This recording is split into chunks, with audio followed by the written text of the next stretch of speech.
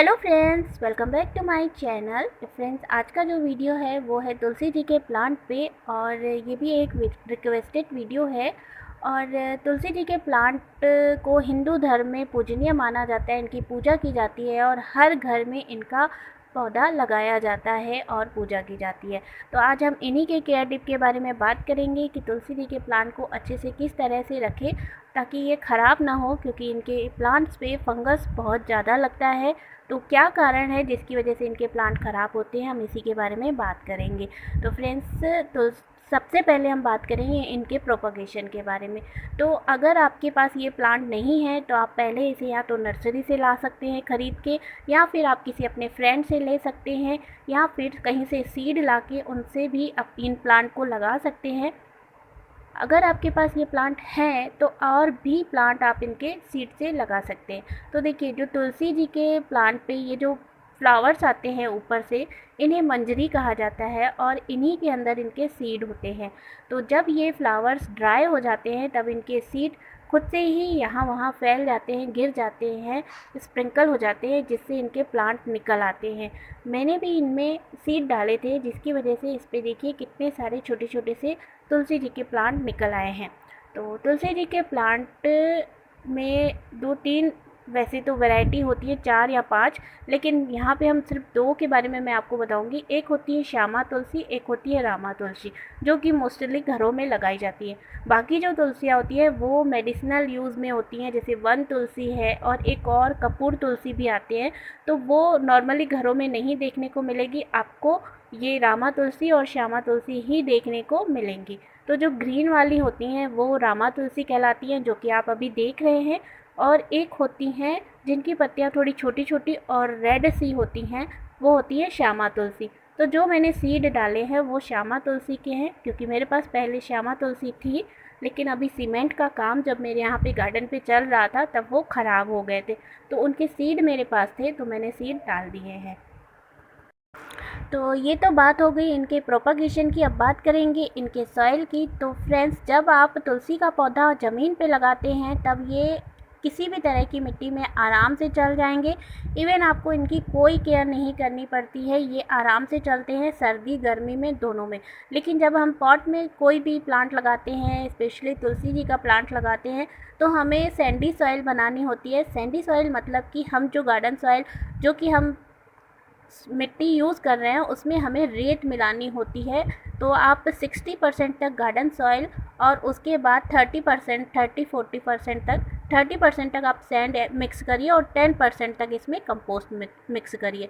बहुत ज़्यादा इसको कंपोस्ट या फर्टिलाइज़र की ज़रूरत नहीं पड़ती है, ये आराम से चलते हैं।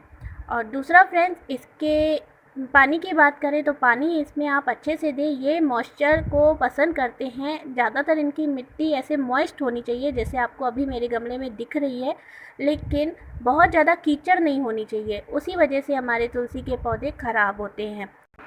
तुलसी जी के प्लांट को घना करने के लिए जब ये पौधा 5, 6, 7, 8 इंच का हो जाए तब आप इसके ऊपर से टिप को कट कर दीजिए, तो नीचे से ब्रांचेस निकलेंगे, जिससे ये पौधा घना और बुशी होता है। उसके बाद जब ये थोड़ी और ग्रोथ करता है तो इस तरह से इसमें आपको मंजरी, यानी कि जो ये फ्लावर्स हैं इसके ऐसे दिखेंगे। तो आप इन्हें रेगुलर बेस पे हटाते रहिए। मैं भी अपने प्लांट से रेगुलर बेस पे हटाती रहती हूँ। ये मैंने वीडियो बनाने के लिए ही छोड़ रखे हैं, ताकि मैं आपको दिखा सकूँ कि कैसे इनके सीड बनते हैं और कैसे इन्हें हटाना है। तो इन्हें हटाने से प्लांट की ग्रोथ फिर से होने लगती है, और भी ब्रांचेस निकलती है और हमारा पौधा स्वस्थ रहता है। अगर हम इन्हें नहीं हटाएंगे तो पौधा जो है धीरे धीरे सूखता चला जाता है, क्योंकि मैंने पहले भी बताया है कि किसी भी प्लांट पे जब सीड बनने लगता है उसके बाद वो पौधा अपनी लाइफ को ख़त्म करने लगता है। वो समझता है कि हमारी लाइफ का मकसद पूरा हो गया, इसलिए हमें इस पे सीड बनने नहीं देना है, हमें उसके पहले ही इसे हटा लेना है। वैसे भी हिंदू धर्म में भी ऐसा माना जाता है कि जो ये मंजरी है, ये तुलसी जी के प्लांट पे एक भार होता है, तो इस भार को हमें हटाना होता है। और ग्रोथ के हिसाब से भी अगर आप देख लो तो ये सही रहता है कि इसे हमें हटाना है। अब हम बात करते हैं इसे किस जगह पे रखना है। तो फ्रेंड्स, आप कोशिश करें कि तुलसी के प्लांट को ऐसी जगह पे रखें जहाँ पे इन्हें मॉर्निंग की 4-5 घंटे की धूप मिले। बहुत ज़्यादा धूप में इनकी जो पत्तियां हैं वो बर्न होने लगती हैं, एकदम से जली जली सी लगती हैं। तो अगर आप चाहते हैं कि पौधा हेल्दी रहे तो सुबह से लेके यानी सुबह से दोपहर तक की धूप इसमें पड़ेगी, तब ये अच्छे से रहेंगे। उसके बाद जो है इसे इनडायरेक्ट सनलाइट पड़े तो आप ऐसी जगह पे रखें जहाँ पे वॉल वगैरह हो, ताकि डायरेक्ट सनलाइट ना पड़े और पार्शियल लाइट पड़े। और दूसरा फ्रेंड्स, हम बात करें कि तुलसी के प्लांट पे फंगस क्यों लगता है, तो फंगस लगता है ओवर वाटरिंग की वजह से। हम तुलसी के प्लांट पे अगर ज़्यादा पानी दे देते हैं तभी इसकी जड़ों को फंगस लगता है। तो उसके लिए हमें यही करना है कि हम अगर पूजा के हिसाब से इसमें डेली पानी डालना ही चाहते हैं तो पानी की क्वांटिटी हम कम कर दें, कम पानी डालें। ज़रूरी नहीं है कि हमें 1 लोटा भर के ही तुलसी के प्लांट पे डालना है, हम थोड़ा सा जल भी चढ़ा सकते हैं। तो इस तरह से हम ध्यान रख सकते हैं, जिसकी वजह से हमारा ये पौधा ख़राब नहीं होगा।